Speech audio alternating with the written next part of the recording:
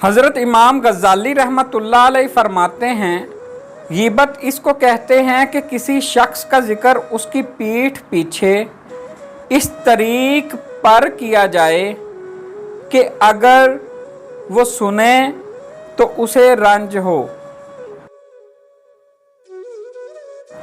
इमाम गज़ाली रहमतुल्लाह अलैह फरमाते हैं, तमस्खर अक्सर कता दोस्ती, दिल शिकनी और दुश्मनी का बाइस होता है।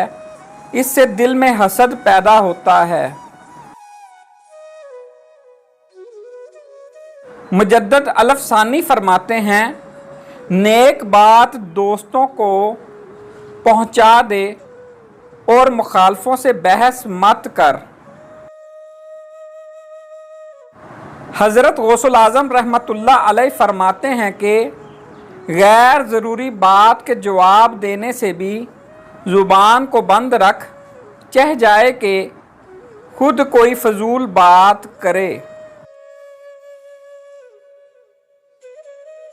हज़रत गौसुल आज़म रहमतुल्लाह अलैह फरमाते हैं कि कोशिश कर के गुफ्तार की इब्तिदा तेरी तरफ से ना हुआ करे और तेरा कलाम जवाब बना करे।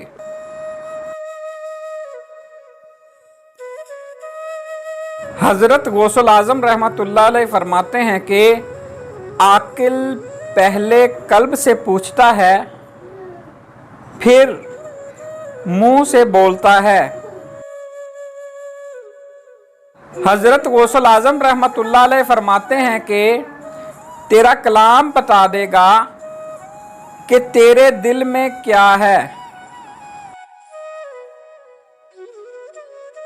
हज़रत इमाम जाफ़र सादक रज़ियल्लाहु ताला अन्हु फरमाते हैं कि जो शख्स अपनी ज़ुबान को काबू में नहीं रखता वो पशेमान होता है।